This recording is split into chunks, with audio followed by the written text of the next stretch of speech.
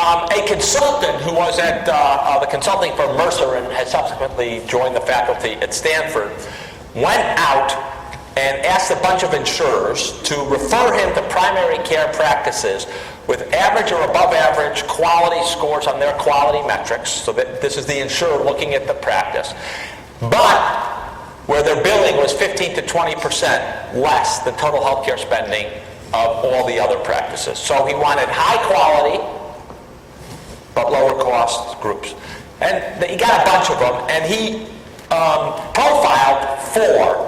Urban Medical Group, which was in Boston. I actually practiced with them when I was at the Beth Israel. They used to admit their patients to the Beth Israel. We used to call them urban gorillas.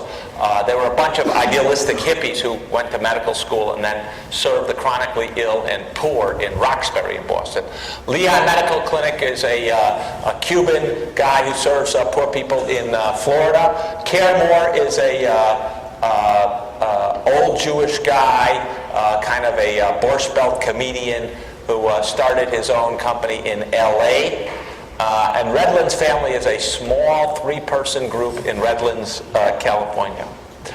So when Milstein looked at these guys, they were all, as I say, home runs. They all had above average quality and saved a lot of money. They're exactly what we want. They're primary care docs.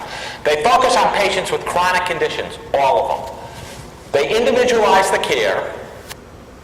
They have personal and face-to-face connections to the patients and their caregivers. They know these patients really well because they're using a lot of services. They standardize the care. So for all diabetics, this is what we do. That allows you to task shift, to have nurse practitioners do what doctors used to do, to have healthcare workers who don't have an advanced medical degree or nursing degree do what nurses used to do. They establish specialized clinics with specialized personnel focusing on recurrent problems that can be very costly. So Coumadin is a blood thinner for people who have problems of clotting or heart valve problems. It's a pain in the neck to get exactly right. Sometimes patients are too high and in danger of bleeding, sometimes too low in danger of clotting. Basically, some of these places, they established a clinic, had one nurse who was an expert at this do it. Or they established a wound care for diabetic patients to make sure that if they got a cut, it was well attended to, clean, so that they wouldn't get it infected, get gangrene, either be in the hospital on antibiotics or need an amputation. They also proactively and continuously, carefully monitored leading physiological indicators. Blood pressure for hypertensive patients. Hemoglobin A1C, this is a measure of glucose for diabetics. Are they out of control? Weight for patients with congestive heart failure. If there were problems in these things from day to day, they intervene. They provide intensive connections with patients. That guy, Leon, medical clinics down in Florida, provided limo service. Hired a limo service. You would say, how could this possibly be cost effective? Why do you hire a limo? Well, you got a patient who's chronically ill, maybe with 2 or 3 chronic problems. Getting to the doctor can be hard, right? If they don't get to the doctor, the next stop could be the emergency room and then a hospital admission. Hospital admissions at, $1,500, $2,000 a day for an uncomplicated hospital admission pays for a lot of limo services. Medication delivery. We typically send patients out with a stack of prescriptions or call them in to the pharmacy, right? Maybe they don't go pick them up. Compliance actually turns out to be, or just fulfilling prescriptions is a big problem in this community. So you give it to them. One of the things the Urban Medical Group did is they pre-packaged the medications for patients with a nice moon and a nice sun, so that they would know that they were going to take it at night, take it in the day. And if the blister pack hadn't been opened, right, they knew that they screwed it up somehow, and they could easily see what the problem was. They did house calls. The urban gorillas were famous for doing house calls, right? No one does house calls anymore, right? Wrong. Coming back. Why are they coming back? An emergency room visit is, on average, $500, $600. Right? You also get a visit by someone who doesn't know a patient. making a house call can save you money, maybe costs a couple $100, but also you know the patient. Almost all of them view a hospitalization of a patient with a chronic condition as a defect. We screwed up, and they analyze, where did we go wrong? How did we let this problem get out of control? Where are the savings in these cases? Well, Milstein said they focus on patients with chronic conditions, preventing ED visits, emergency department visits, and hospitalization. Big chunk of the dollars. But they also focus on reducing use of specialists, and then they try to coordinate all their patients into a few specialists so they have a good relationship with those specialists, and they make sure those specialists aren't the sort of test-happy ones who just throw a lot of money at patients rather than use their judgment. That can reduce costs about 15%. Here's just Caremore, the one in Southern California run by an old Jewish comedian. They now have 26 care centers across LA, Arizona, and Nevada. More than 50,000 Medicare Advantage plans. To pay for this, to pay for the new Coumadin clinic and other stuff which aren't covered by fee-for-service, he created a Medicare Advantage plan. His key to success, as I mentioned, proactive interventions, integration and coordination of care, right? Not voluntary. Everyone gets it. Intimacy of contact. Lots of face-to-face contact. All right? Constant knowledge of the patient. We know how the patient's doing better than the patient. And speed of action. Resources are available 24/7 by someone who knows.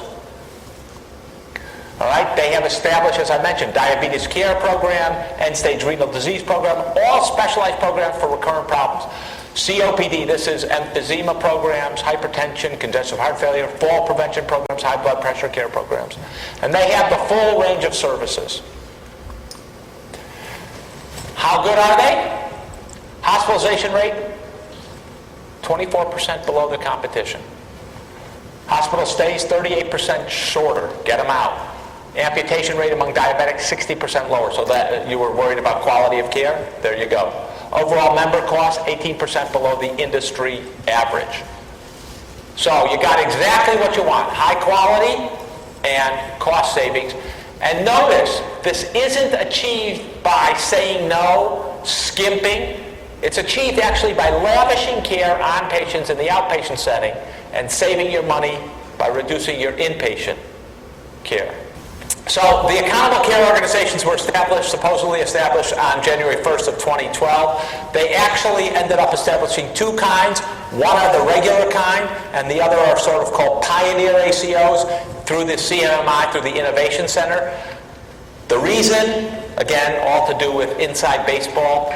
The regulation for accountable care organizations that they released was heavily criticized. Not many people signed up. They need to show a lot of action on it, so they did this pioneer one. That's for the advanced groups that had already got experience and could easily get going and were paid differently. The rule, the law says they have to have at least 5,000 Medicare patients, have to be physician-led. CMS issued the guidelines. It's written as a shared savings, which means that we're going to estimate how much you're going to spend on these 5,000 patients. All right? And if you come in with billings that are 1% less, you can begin sharing savings. That how much you get, how much savings we share with you depends upon whether you reach quality metrics. The initial regulations were really complicated. They had 70 plus quality metrics. It was a mess. They had to reduce it to 30% initially. You had to save 2% of money of the spending. Then it was reduced to 1%, all to try to get more people to come in. Ironically, the bill says, here's how it's going to be structured. And by the way, Secretary, you can change it any way you want, depending on what you think. It's a kind of crazily written provision. But a lot of the bill is written like this, which is, here's how we're imagining it, but Secretary, you have complete freedom.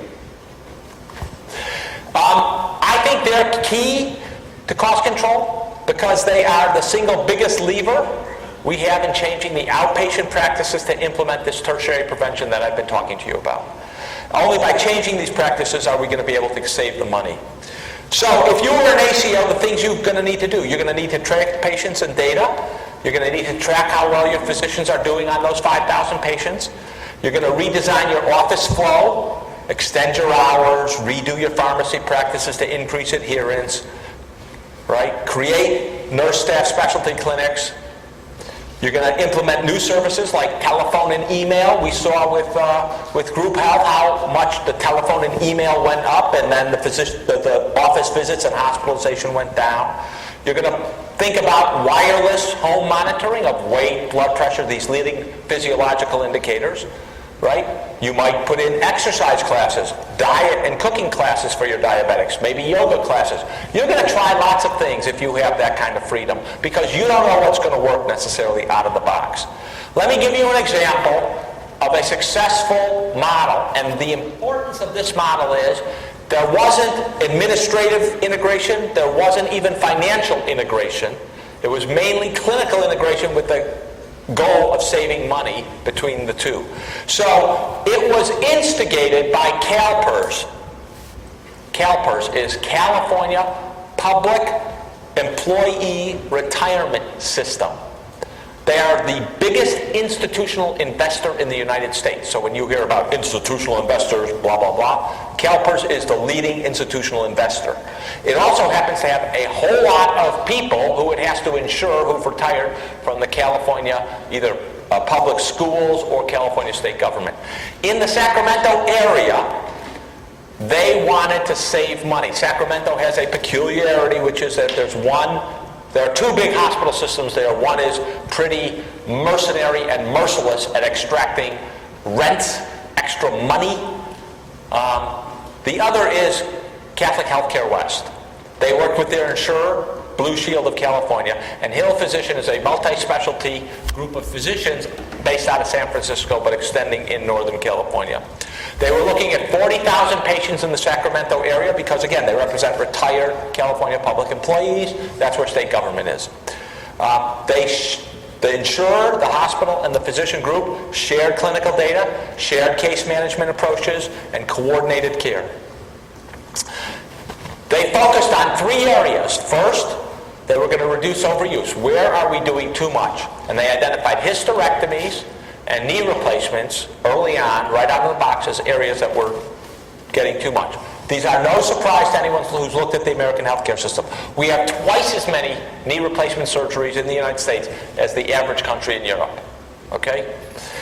They reduce readmission. We've already talked extensively about how frequent readmission happens, especially among the elderly. About 20% of people are readmitted in 30 days.